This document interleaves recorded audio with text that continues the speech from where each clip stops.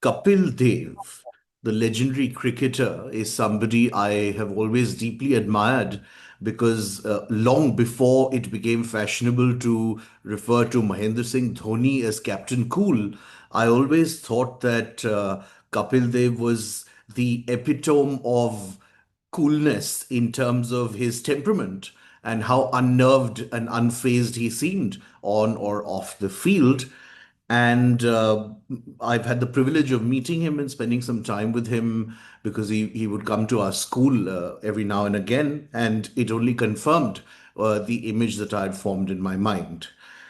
Recently, along with a lot of the country, I heard him make certain remarks where he said that things such as depression and particularly youngsters and students and the distress that they feel are largely Western stroke American concepts and constructs that are merely a figment of their imaginations or are a consequence of this very privileged and elitist lifestyle that kids nowadays are enjoying. I must confess that the pedestal I'd placed him on immediately vanished, and I felt quite strange actually. And you hear these kinds of comments not only from celebrities, but routinely from within one's own family, unsurprisingly, from a certain generation, things such as अरे तुम लोग को तो face ही करना क्या पड़ता है, we used to cross rivers to get to school, and we prepared for the competitive exams under a street light, and many of those kinds of things. Now that is one extreme, and what one hears these days also is remarks like we can't correct papers in red pen because it will permanently scar the children and traumatize them.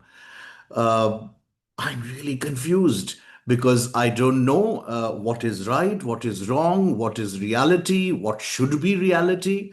With that slightly funny but perfectly sincere context, I wanted to set up for today's session, which we're calling an education of emotions. We will sort of delve into the critical importance of creating environments both at home and at the educational institution, the two primary stakeholders as far as young children's upbringing goes, and what can be done in these two realms to help young people and students develop a deeper emotional understanding, awareness, and intelligence. Because I think of what there is no debate is that going forward and in terms of the future, really almost more than other kinds of scholastic skill sets, it's going to be a certain amount of emotional awareness and resilience that's going to hold them in good stead. And joining us to discuss this is somebody perfectly poised to do so because she's someone who's had vast experience directly with students, directly in this kind of work as a counselor at school, at some very good schools.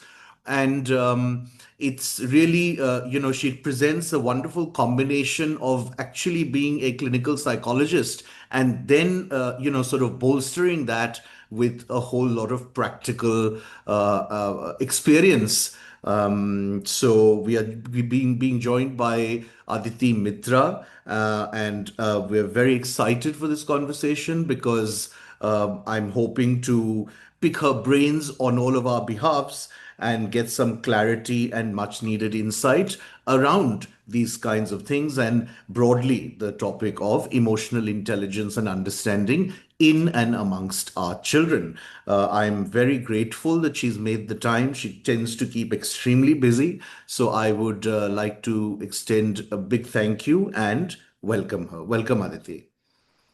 Thank you so much, Karthik, for that brilliant introduction. I think you pretty clearly set the tone for our discussion today. And if I can take just a minute, just taking from what you had just mentioned about your experience with Mr. Kapil Dev. I There are three things I just want to kind of put forth. One, that we are all, essentially a product of our experiences and circumstances. So a lot of what we are actually able to put out there in the world as individuals comes from there. Second, that mental health concerns do not concern children, or children don't have them, is the biggest myth possible. Like you said, it's more of a Western concept that I feel a lot of people are saying, but it isn't. It's a fact. The third thing is that when we are looking at mental health related issues and concerns of children, one thing we have to understand is this also, that these concerns are not just originating from their inability to cope with academics. Because a lot of times what happens is that because we're talking about school going children, and the biggest aspect of their life is academics, so anything and everything emotionally, mentally, socially happening with them is always taken from the fact that, oh, they're not able to score very well, that's why it's happening, or because they're scoring very well, that's why it's happening. Hmm. So I just thought that it's very important that we set these facts pretty straight, because I know a lot of our discussion is going to actually be an offshoot of that. Absolutely. I think your last point is critical. Also, at the very beginning, I want to flag another concern that I have, which is that, and I remember recently posing the same question actually to somebody. Whenever we talk about the mental health and mental makeup actually of a child, and what can be done, what should be done, it always sort of worries me a little bit, honestly, that where does one even begin? Because it's so inextricably attached, pun intended, to the parents and their mental well beings, that, when one is having a discussion like this and sitting down and really seriously trying to figure out, okay, fine, these can be or ought to be some of the initial steps of ensuring a certain kind of environment for them. How far does one go back? Because it really ought to begin, I suppose, in theory at least, with the two people who are deciding to have that child and their respective mental healths. So, Absolutely. sorry. Sorry, no, absolutely. I think just to add to that, because I have seen so much of it, like in the sense that, when a lot of times I see myself only and only focusing on parents to talk to, because I feel they need more of the counseling and the guidance than children. Yeah. Because I think as the conversation goes forward, you will, I'll just maybe try to share some anecdotes with you that's going to help you understand that, like children, this generation is very emotionally expressive, contrary to the belief that that they may or may not have an emotional awareness and understanding. I think they're highly aware, and a lot of they are more concerned about their mental health. So in the the fact is that today schools have mandatory counselors there. So the fact that they can walk up to a counselor and say, what, I this is what I'm feeling and I Yeah. need some help about it, is something that I genuinely appreciate about this generation, because they don't at least have that stigma in their head that should I or should I not. So I mean, yes, absolutely, I think the mental makeup of the parents also decides a lot in terms of how their emotions, the child's emotion, is going to get nurtured and addressed at the same time. Absolutely. But on that point of hope, we can dive straight into it. It is a fact that Gen Y and younger generations are a lot more conscious and aware. They are prioritizing suo moto mental health themselves. This is something that has been studied, and it's really good to know. Let's go straight for the jugular. This is, in terms of a chronology, probably something that happens a little later on in a student's life. But I think a fair amount of general distress in a young student is born from this whole conflict and situation of what subjects to choose in higher grades and subsequent education and careers. And I belong to a generation where there was, and perhaps for understandable reasons, a very, very finite, short list of career options that families, parents, and grandparents considered safe because there really wasn't much else going on. Now, we're in a fairly different scenario today where a lot of what were considered quote unquote unsafe and alternative careers are becoming more and more mainstream, whether it's something like photography, and you can even make a decent livelihood via one's passion and talent in gaming now. So, as somebody who's, sort of interacting with that entire audience, do you find that there is a shift happening in terms of parents being more open and therefore students also being given a little more leeway in terms of these decisions? And the stress related to this particular phenomenon of choosing life paths, etc., being mitigated somewhat? What have been your observations? So I would say it's a mixed bunch, because on one hand we do have parents who are giving that leeway to to children to decide what kind of a career. Choosing streams is just that one little step towards actually gaining entry into the kind of a career path one is planning to choose. So yes, there is one set of parents who are completely okay with their children deciding, and they have their complete support. The children have the parents' complete support in terms of, helping them from choosing colleges to understanding what courses work for them. So that's one aspect. The other is still coming from a very conventional set beliefs about certain. I mean, I'll just right now just talk about the stream selection option itself, and then I mean, career, of course, is a much more futuristic aspect of it. That parents would want children to take a particular stream because they feel that if you take that, your options are going to be open, Yeah. right? So one aspect is that okay, you do this stream and then you go ahead and pick up whatever you want to do, even if it's, let's say, management or it's finance or whatever, but you choose this particular stream because this will help you to keep your options open. That's within that domain, one aspect of it. The other is that some parents are very clear that you have to be engineers, that you have to be doctors, because there is no other choice. That's a more safer option. That's a more better option. And a lot of times, these are also parents who haven't been able to live up to their own aspirations. So a lot of times, parents are also fulfilling their desires and dreams of things that they were not able to do for whatever said reasons. Now, because they have the resources or the capability or the opportunity, they want their children to fulfill that. Hmm. Now, in such a scenario, of course, I mean, there are, of course, a lot of implications that can happen. But one of the things I feel that nobody really focuses on is the aptitude part of it. Because by the time you reach class 11th, which is to do with, selecting a particular stream and just completely studying that, a lot of children also don't understand what their strengths are. As much as, you also have the push from parents to do certain things because, oh, they did so well in their board exam. But I genuinely don't know. I mean, that's my personal opinion. I genuinely don't know how much a board result now is an actual indicator of anything, Absolutely. because a lot of children are doing really well, which is fantastic.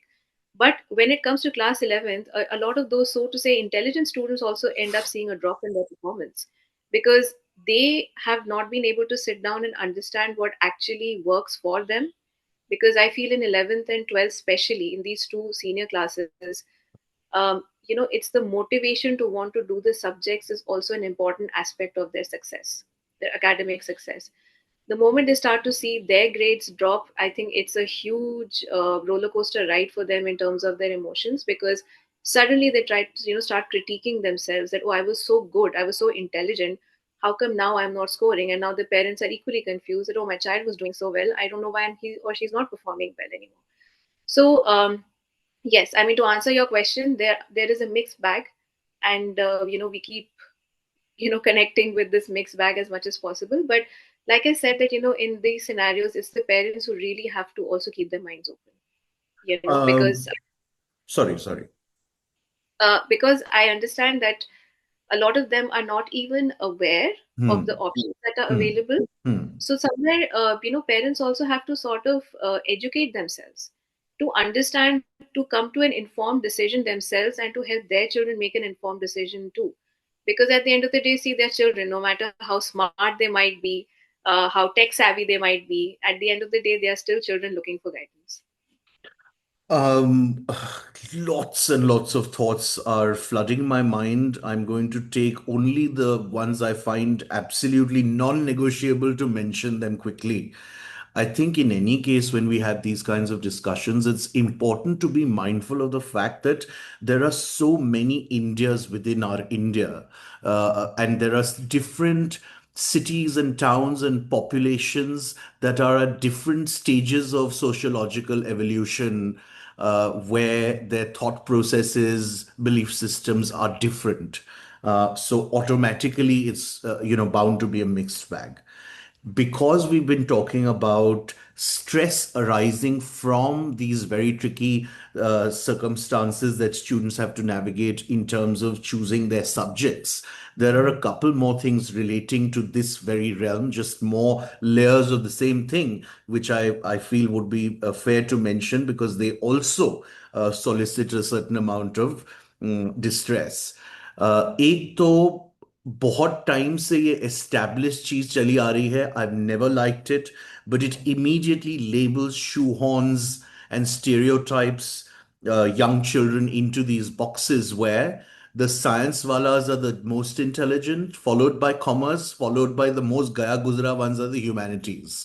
So that I feel in itself would really have things to do with a young individual defining and seeing themselves. Um, there's no environment for a really brilliant person wanting to do humanities who will believe really that he or she is very intelligent. So that was one. The other thing is these gaps and loopholes are at various points. I've come across situations where, like you very rightly said, somebody who was brilliant, quote unquote, at school, scored extremely well, walked into a St. Stephen's for economics honors, not realizing that economics is a completely different beast at college than what it was as a subject at high school. And then 1 year into that program, leaving it and starting undergrad from scratch in political science or whatever. Similar gap that exists between the theoretical understanding of a particular sector of work and then what that actually entails, which ought to be then again countered with stints of volunteering and exposure of that kind, because all these mismatches, when they occur, they are cataclysmic for that individual and his or her mental state. Absolutely. I think, you mentioned something very right, that the whole aspect of intelligence. See, first of all, our education system is also pushing children to, strive for excellence. So that is one thing. The second is, of course, there is a lot of focus on, two particular subjects that I feel, defines the intelligence of children, because that is what everybody does, including parents, a lot: maths and science. you know the moment the child is doing very well in maths, very well in science, oh, that's a sign of intelligence. The moment you start to move into those other kinds of streams, which are not science based or maths based, which are more going into a different realm altogether, it becomes a very confusing space for people, in terms of, oh, do I stop being intelligent now because I'm not choosing to do maths and science, even though I can do maths and science? you know so the interest and the aptitude aspect of it, like I was talking about, that completely gets missed out from the narrative, because again, the focus is completely on the fact that even parents I've seen, it's more of a personal, a feeling of achievement for them. If Absolutely. the child is choosing science, because then they will go around and tell people that my child took science, because let's face it, in our society even today, there are certain subjects and streams which are still given that relevance, which you very rightly put forth, that, oh, if you've taken science, your child is very intelligent. Oh, commerce, oh, okay, what happened to your child? Humanities, oh my god, like by gaya guzra, the one that you say, without realizing that a lot of people, a lot of people sort of branch out from these things eventually in their careers to finally do something that they resonate with. Right now in the school level, it's more about what the parents want the children to do on, in majority of the cases, if not all. But eventually it's very stifling for them, to be sort of bound by something that does not feel right to them. And those two very crucial years, whether it's developmental, academics, or socio emotional, whatever you want to call it, just goes into this whole confusion as to who am I. You suddenly start to question your identity further. That am I a good student or am I not a good student? If I'm not scoring, now am I a good son or am I a good daughter? Am I a, it's like the questions about self start to reflecting so much, that somewhere, like when you're talking about implications, the first thing, at least I start noticing a lot, is the behavioral implications of it. Whether it is lack of motivation to, let's say, withdrawal, anxiety, not being able to, of course, perform at all. And then the cycle actually starts, beginning for them.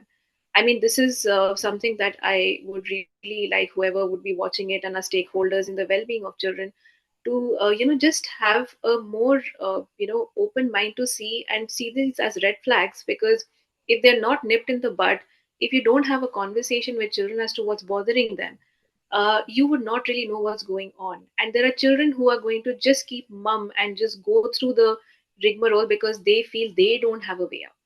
They don't have anyone to talk to, nobody who would understand, because the educators would be saying one thing, the parents would be saying something else.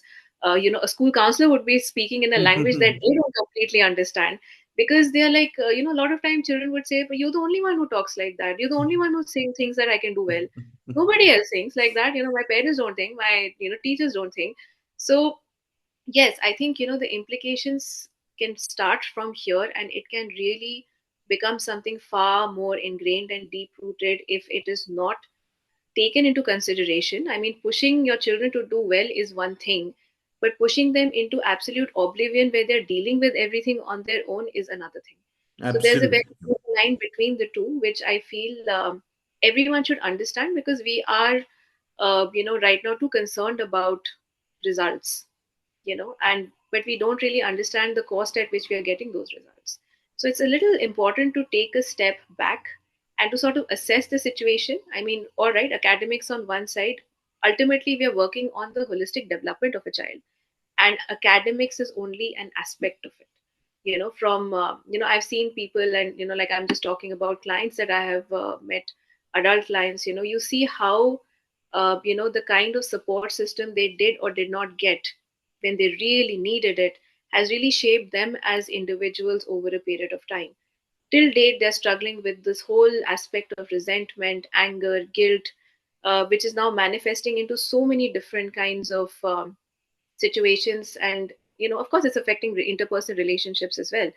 So I mean, implications can be too many, and can be too deep rooted and ingrained if definitely it is not looked into at the right time. Absolutely critical points, and not just because I'm trying to be needlessly funny, but I'm going to throw in acceptance and validation into that deadly cocktail. And in fact, what you've been speaking about leads perfectly as a segue into my next point of inquiry, which I want to get your perspective on. It's really random and sort of broad and vague, but I'm going to preface it with something. Um, a lot of students' academic and scholastic pursuits, because we understand and acknowledge, is a manifestation of meeting the parents' or family's aspirations, because it is this hapless and blind chase for grades and marks. Really wonder how much or how many of these decisions are made by the student for themselves. Ironically, in today's age where there's an information overload, there's a lot more exposure that youngsters have than we did. Ironically, I find them a little more lost than we were. And so, what are your thoughts on this? Have you had similar observations? Yes, absolutely. Because there is information overload and there is no clear cut, I would say, refinement of that information. You know, it's all very vague. It's So extremely so vague. data is there, but there's nobody analyzing it. It's exceptionally vague in the sense that you see, like children today are very hooked on to whatever is happening online. So there is, of course, the information overload is primarily coming from that particular Yes, aspect where yes. they're like thrown all kinds of information from here and there. And of course, I mean, I personally feel, I don't know if that's how other people have observed it as well. I feel that children have not really come out of the COVID period either. Hmm. Like I feel that they're still stuck over there in terms of time, in terms of what was happening at at that particular time, in terms of how they needed to receive information, how they needed to give out information. And we see that continuing even till date. Of course, now with the whole offline thing happening there, it's not like that has ceased to exist. In fact, I think it has become far more stronger now, because earlier a lot of things were happening just offline and that was just about it. Now everything has transferred, it just continues, like there is no break anywhere, it just continues. Hmm. So I would say, in that sense, yes, that information, sensory overload of so many kinds of things is making children exceptionally lost. Hmm. And I feel the other problem to that is that it's also exceptionally fast paced. Hmm. You know, it's continuously changing, and it's changing at such a rapid pace that by the time you come to cope with one thing, you have something next to cope with, and next to cope with, and next to cope with. So it's like, I feel that the whole aspect of being lost also comes from that inability to have any sense of control over the information that you are receiving, and most importantly, what to do with that information. Hmm. Hmm. I also feel that because of that, I mean they are far more in tune with whatever is happening. It's also difficult for parents to kind of keep Yeah. some sort of a pace going on with Yeah. this whole Yeah. thing, because they that this generation of parents is also the kinds who have just come about seeing the changes in technology. They were not born into the digital era, but they have seen the whole Yeah. technology. I've gone completely from analog to completely digital. Exactly. So I mean, it's like, one thing is that you're doing it for your own personal thing, the other is to also sort of do it along with the children, or at least keep pace with them, It's because very difficult. it's very difficult. What I also find is that we're also getting children to get we're introducing technology too earlier Too on in early. their life. you know like in a restaurant, it's easier to keep a child engaged with nursery rhymes, and parents are very happy. Oh, my 1 year old child knows how to navigate through nursery rhymes. I don't know if it's an achievement. It's not. The child has just understood, okay, step by step, like, okay, if I had pressed this is what's going to happen, and da da da. But they think that, oh, this is a sign of intelligence again. I mean, I don't know, like, now what No, no, no. exactly. You know, the fact that I keep saying children nowadays are born with the ability to swipe left and right is no great achievement. Exactly. And I think that's what parents eventually learn to realize, because see, we start to see the developmental issues from childhood itself, like Hmm. when they start going to formal schools, the fact that they can't hold a pencil, or it takes too much time for them to understand how to hold a pencil is one thing. Their attention span is too less. They want to be constantly stimulated. If you're not making a class interesting enough, they'll quickly lose interest, and they'll start talking to their friends or Again, whatever. just to sorry interrupt and say, I mean, I keep telling people that as a private teacher, I my direct competition of my class is with YouTube. It's not with another teacher or with another subject. And similarly, as far as your point very rightly about attention, I think there has been, and please correct me if I'm wrong, a rise in the number of individuals who now have mild, at least ADHD and those kinds of things cropping up because nobody can focus. Absolutely. And the other thing that I've been observing a lot that's happening, and I think it's only going to start increasing over a period of time, is a child's issue with social communication. Hmm. Because a lot of times you are only allowing the child to interact with technology, but not with real people. So the moment the child is thrown into a situation where there is no gadget involved, there's no on-screen character with whom you have to interact is involved. You have to interact with real people, real friends. You really start to see them struggle, in terms of them expressing their needs to, trying to make friends or to keep friends, to be able to even understand social cues. I mean, this is one of the things which, of course, has become a very big factor. I mean, according to me, that's my personal observation, that, children don't understand social cues any longer. But let me tell you quickly that I completely resonate with that. But I also find that that is part of a much broader and larger and vicious cycle that we're in. Because the fact of the matter is that, there was a reason why it was said it takes a village. Now that village is gone. And slowly, the setup is becoming more and more insular, more and more nuclear. So, where are those people who were omnipresent otherwise for a certain generation? The chachas and the mummies and the this and the that. And, the child organically grew up imbibing and naturally assimilating all these cues. True, and but I also feel, that because of the advent of technology, even in joint families, you will find Hmm. that there is very minimal interaction happening Hmm. because children still choose to Hmm. be inside their rooms and doing their own thing. Yeah. So I mean, as much as I agree with what you're saying, I also feel that this is what the scenario has unfortunately become. It's worse in case of nuclear setups because there, of course, the number of people in terms of interaction are very limited. But even in joint families, it's like hardly how much time one is going to spend. Like the grandparents are looking after as soon as the child comes home. Of course, they are aged, so they will need to rest because they Hmm. can't continue. Hmm. Hmm. So then, how do you engage the child? So again, Yeah. it's like, okay, let the child watch some TV, let the child Hmm. have their phone, Yeah. things like Yeah. that. So Absolutely. again, I feel that interaction on one side, I think how a child is actually utilizing their time, you know because a lot of times I see myself telling parents that you have to actively consciously work towards spending quality time with your children. I never thought I needed to say that out loud, but the point is that everything is happening in such a flow that even parents don't realize what exactly is going on. It's like ek din khatam hua, now let's move on to the next, so they're also following a routine, you know but whenever there is some sort of a behavioral or an emotional blow up that happens in a child, and I have to sit down and talk to the parents, that is one thing I really focus, that can you please bridge this emotional gap Hmm. that Hmm. has taken place between you and the child, because your child needs you irrespective. You need your child irrespective as well, because that's the only person you're taking care of.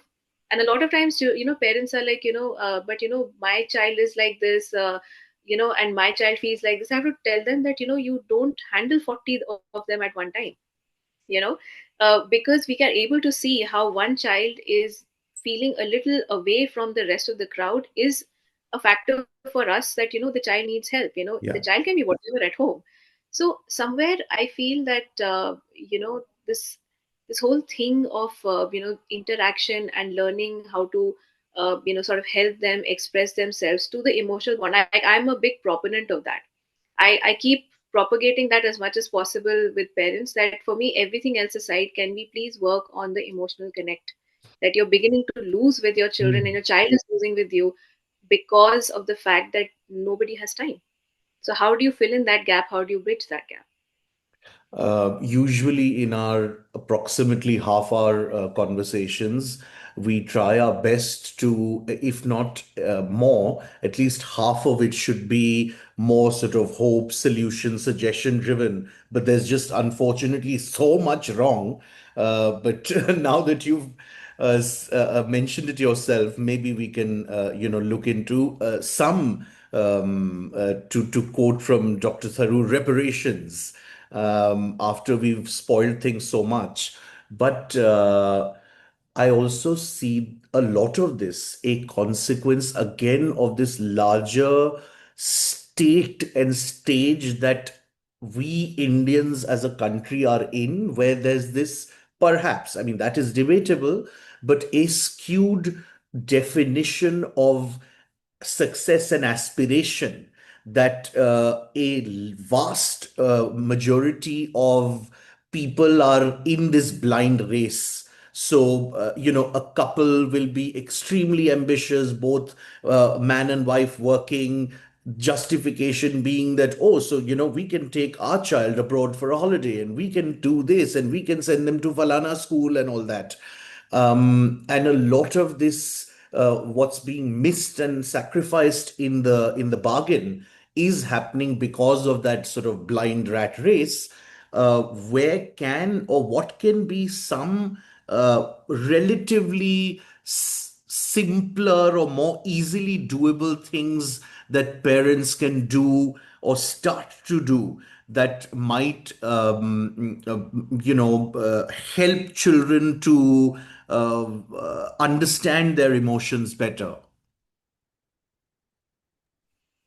My one suggestion to parents would be that as much as we talk about peer pressure with children, let's not get into that peer pressure ourselves, you know, because I feel that there is immense comparison that parents also make with other parents. Because for them, the benchmark of their success as parents also depends on what they're seeing around them. Absolutely. So I personally believe that's the first thing that they need to watch out for. That are you falling into that trap yourself? Because it's easier to point out that my child is getting into those influences, but I don't think adults are any better. I mean, let's just be very honest about it. Most certainly. The first thing I feel, which in my observations, I feel is genuinely lacking in the relationship between parents and children, and even educators and children, is that nobody's listening to them. You Hmm. know, nobody has the patience or the time to listen to them.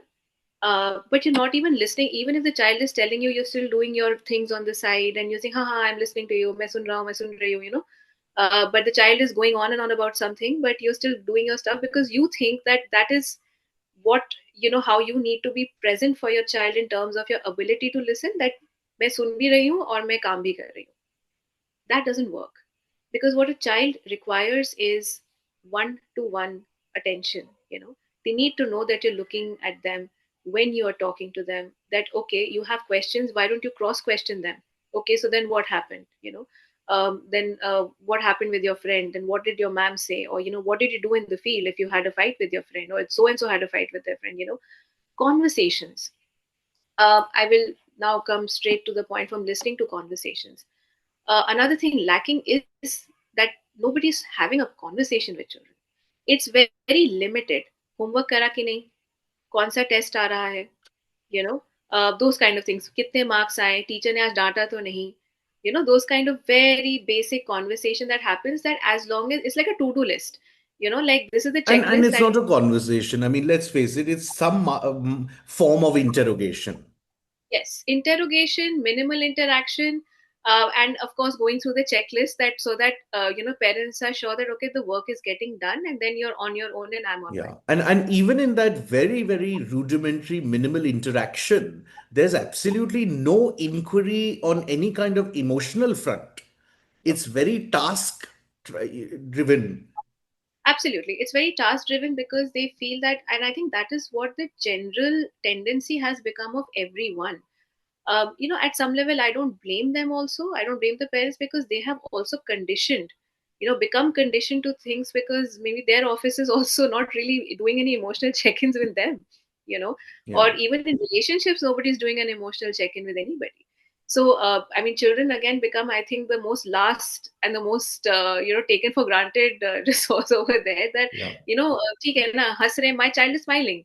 That's great. But चाहे अंदर कुछ भी चल रहा हो, it doesn't matter, Yeah. because you don't know. And a lot of times, parents are in a state of shock that, "Oh, I did not realize this was going on with my Hmm. child."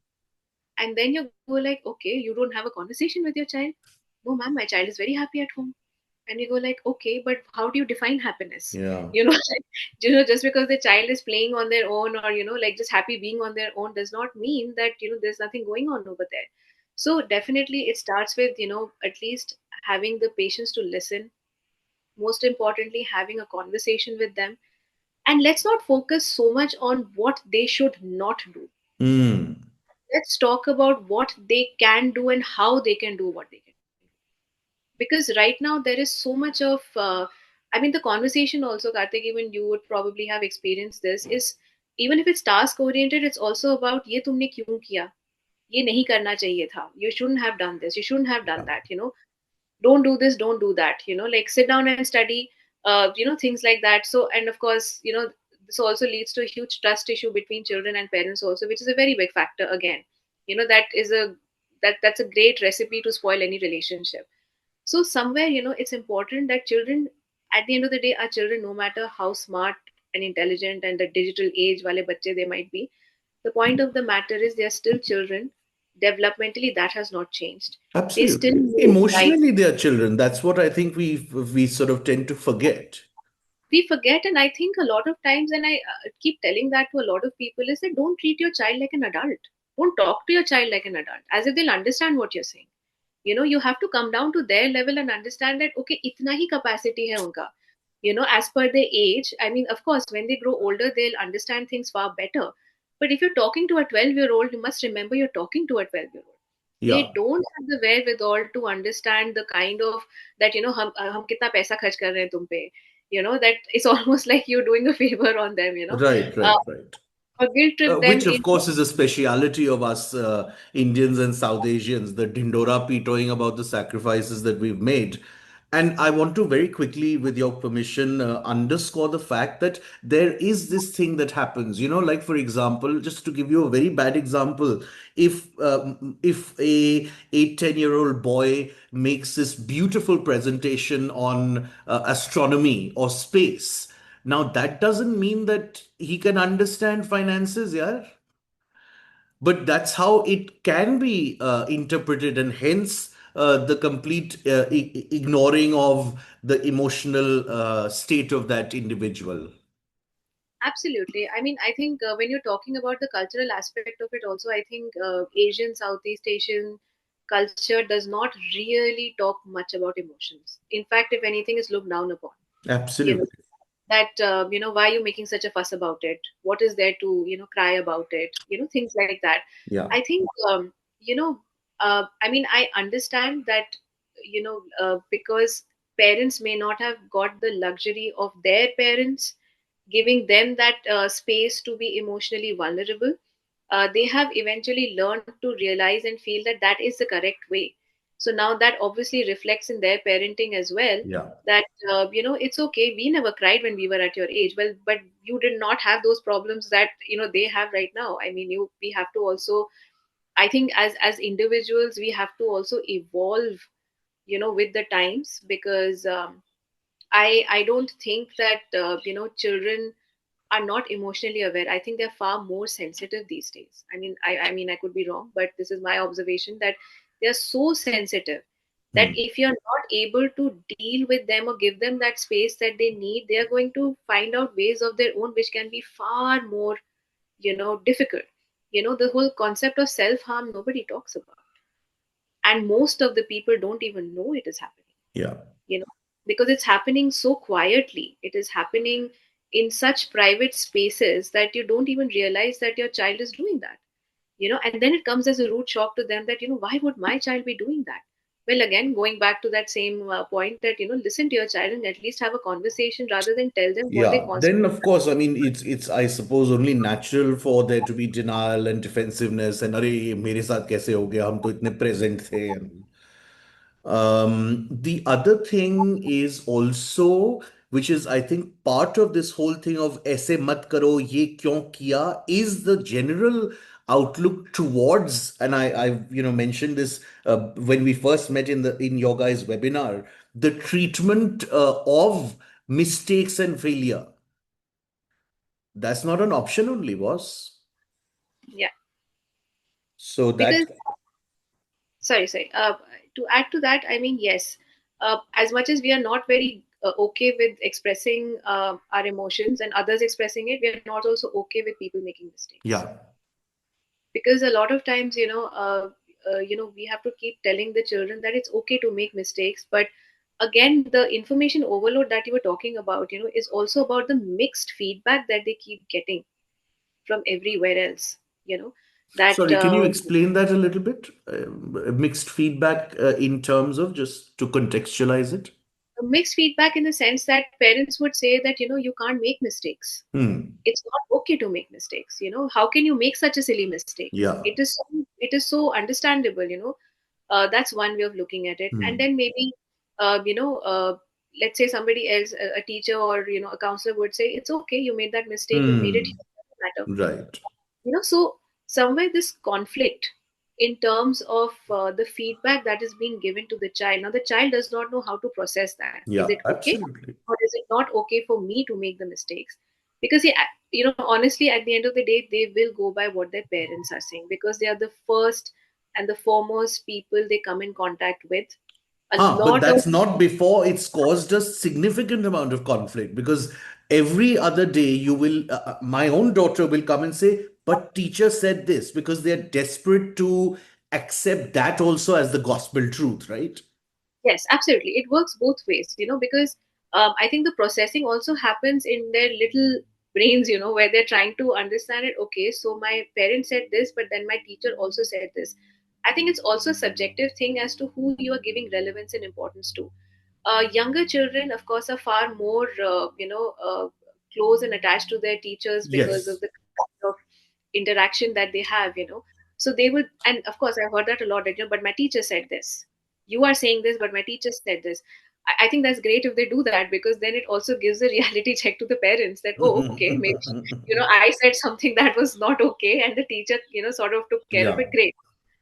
Then the other aspect of it is also that, but my parents are saying this, Hmm. but my teachers are saying this, you know. Hmm. Hmm. So again, I feel it is so much to do with the child's own individuality. Yeah. It is to do with the child's own, ability to sort of, they're also beginning to understand themselves as individuals, as human beings. So it's great to see when that kind of a mix happens. But yes, I mean, it's again that whole thing about, what and how should I process whatever I'm being told, because ultimately it's boiling down to me and my understanding of myself and the actions I'm supposed to take, vis-a-vis that information. Huh, but So when there is that little bit of dissonance or incongruous, the incongruence between what your most sort of major stakeholders of your lives are saying, which are like parallel lines, then obviously it's going to be confusing. absolutely. Okay. Anything else in terms of just some simple, wise advice that you would like to leave us with? Of course, really sort of having a genuine connection between parent and child and teacher, mentor is very important. Anything else? I think I'll just go back to two, three things that I feel that consciously all the stakeholders should work towards. One is, of course, the ability to listen.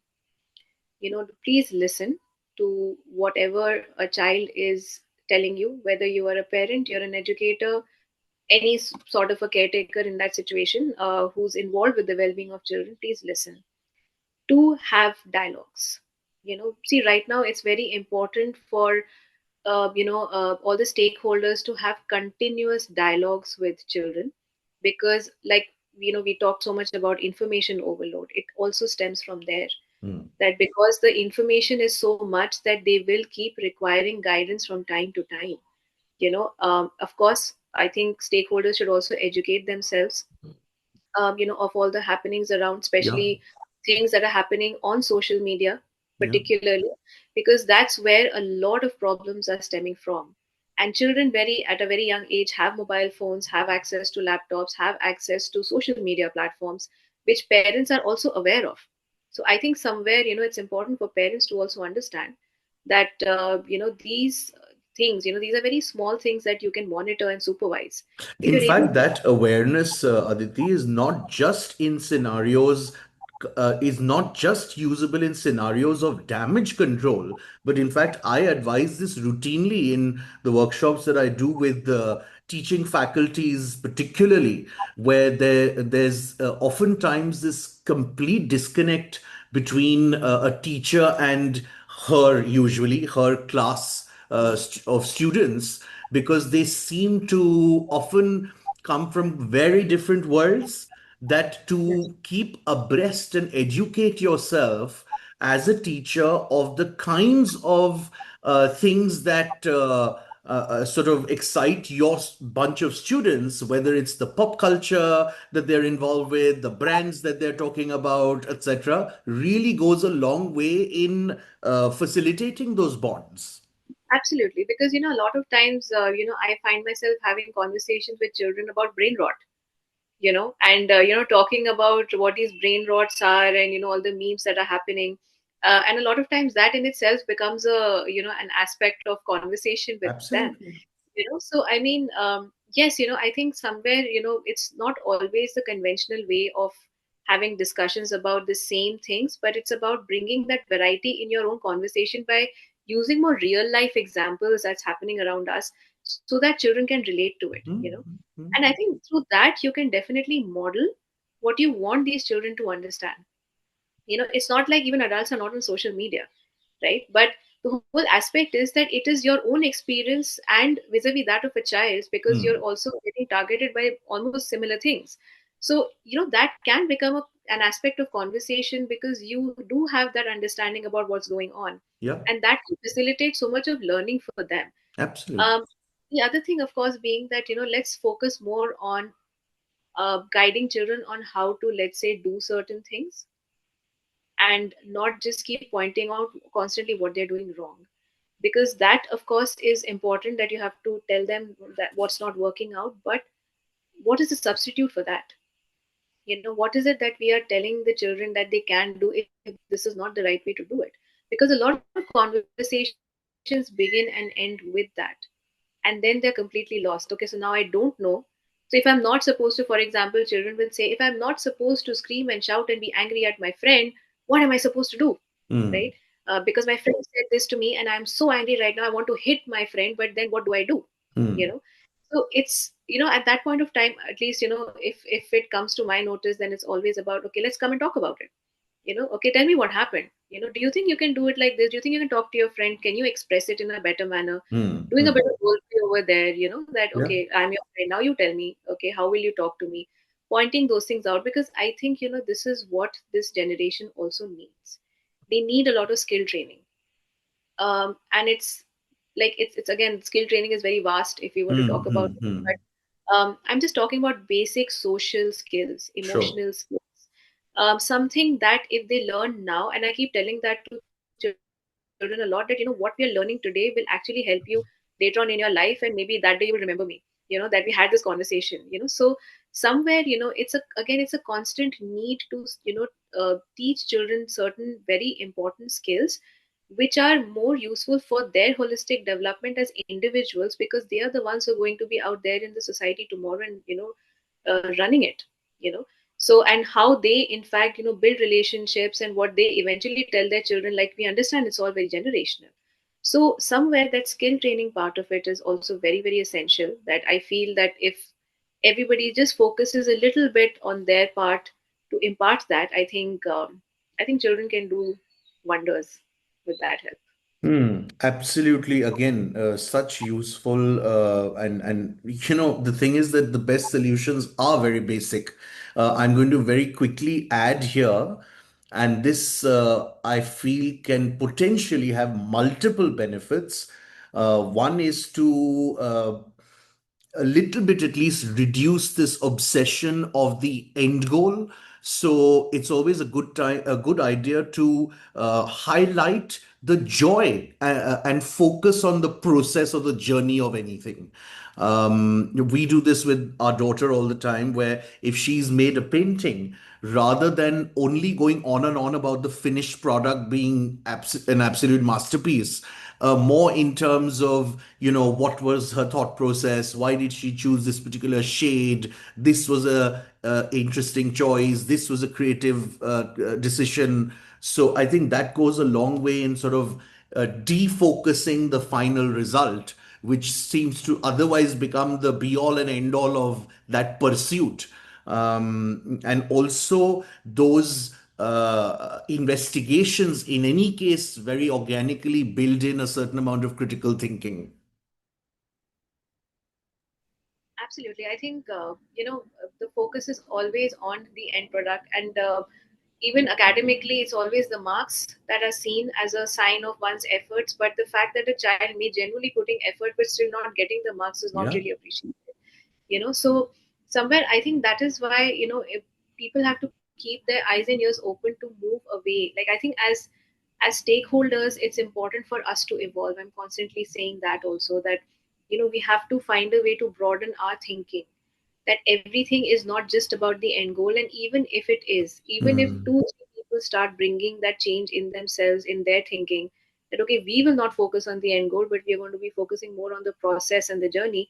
I think the kind of even the end product will also have a certain kind of a quality to it. uh, but yes, again, I would say that it's again very conscious. It has to be done very actively. It has to be really thought through, because अब वो ऐसे नहीं चल सकता कि ऐसे ही चल, they're just going along. Absolutely. Of course. Of course. So Absolutely. I mean, that's why I feel that somewhere parents should also kind of take time out to understand. Teachers should also take out time to understand that we are in changing times. We are witnessing that shift and that kind of a transition that's happening. Instead of resisting it, we also have to see what more can we possibly do, because a lot of those set beliefs are not really helping us in today's day and age. And children today are very quick to make the comparison and say, but ma'am, it used to happen in our parents generation, but we are a different generation. And they're proud of being proud of the Yeah. generation Yeah. that's, Yeah. Yeah. they are very very with a lot of confidence and a lot of achievement. They say we are Gen Alpha, we are Gen Y, things like that. So we are different, so they already think they're different, Mm-hmm. from the rest of the world. So it's not a question of good or bad, but at the end of the day, again, they are children. Developmentally, that has not changed, even if the times have changed. So we have to understand the places where we definitely step in. We have to definitely do a lot of hand holding for them. We have to give them the guidance, because I think children today need it far more than ever, because again of the information overload that they're experiencing. Most definitely. We are already 1 hour in. So I'm going to I think it's wise to close this now. I've grossly overstayed my welcome, but I am going to very quickly, before we end, bookend this the way I'd wanted to start, on a light-hearted note. I'm not propagating that any extreme is good, but by sheer coincidence, last night, a few friends were over, and we happened to, in any case, belong to a slightly alternative schooling community, which is walled off, and so conversations tend to go that way. And then, my wife remarked that, listen, we are not the FOMO lot. Now we are the JOMO lot. So now there's joy in missing out. So I think we have the time and the patience and the willingness and all of those things to be with our children. I sometimes feel bad for these kids because we are around too much, but it's a better alternative than not being present, I feel. So be present, engage with them at a genuine level, not in terms of just being monitors to them. And I think we can really sort of undo a lot of what's happened and what might happen. Thank you very, very much for all of your wonderful insights, observations, and solutions and suggestions. And perhaps we can do a couple more of these in times to come. Thank you so much for having me over. Because I always feel this. There is so much to talk about this, and I think we should, if it's possible, because I think that a lot of people need to hear the different perspectives. Maybe that will give them some help and idea as well. And thank you so much for inviting me over for this conversation, Karthik. My pleasure Uh, entirely. Take care. you too. Take care. Bye bye.